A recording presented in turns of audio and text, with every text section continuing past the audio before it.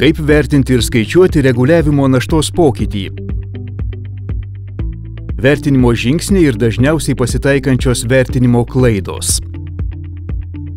Pagal vyriausybės nutarimų patvirtintą metodiką galime įvertinti bendrų prisitaikymo prie reguliavimo išlaidų arba tik administracinės naštos pokytį. Vertinimo žingsniai. Pirmas žingsnis.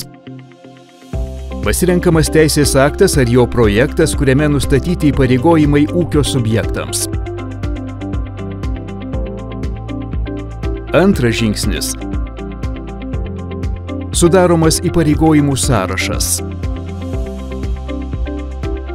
Gali būti nustatomi įvairūs įpareigojimai, kurių vykdymui patiriama tik administracinė našta, patiriamos tik prisitaikymo išlaidos, patiriamos ir administracinės naštos ir prisitaikymo išlaidos.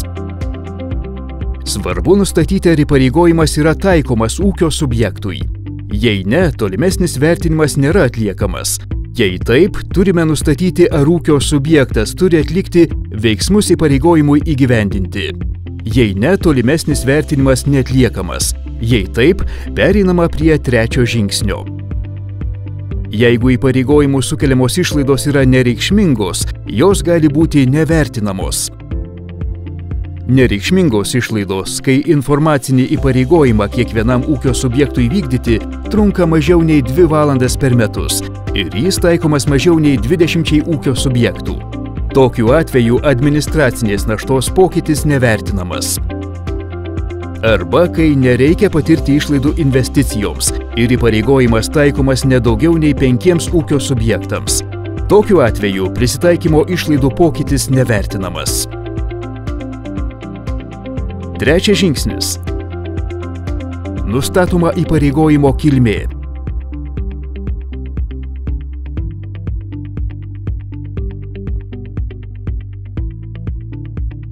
Ketvirtas žingsnis.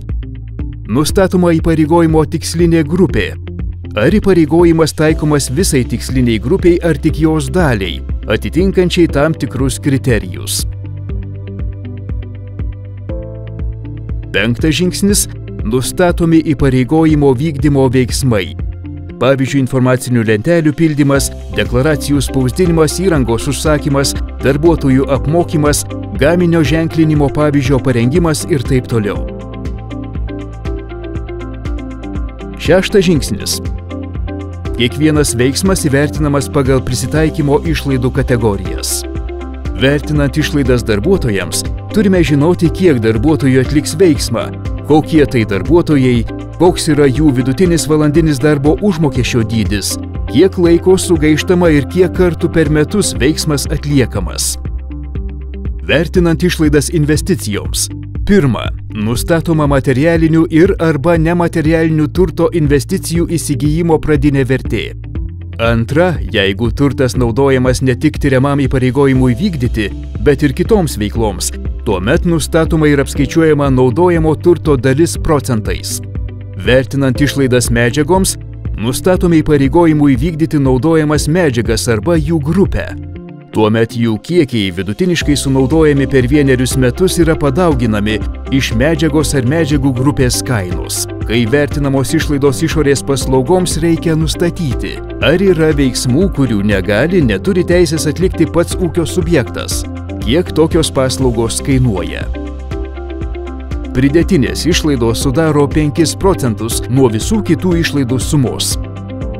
Skaičiuojant tik administracinę naštą yra vertinamos 3 išlaidų kategorijos.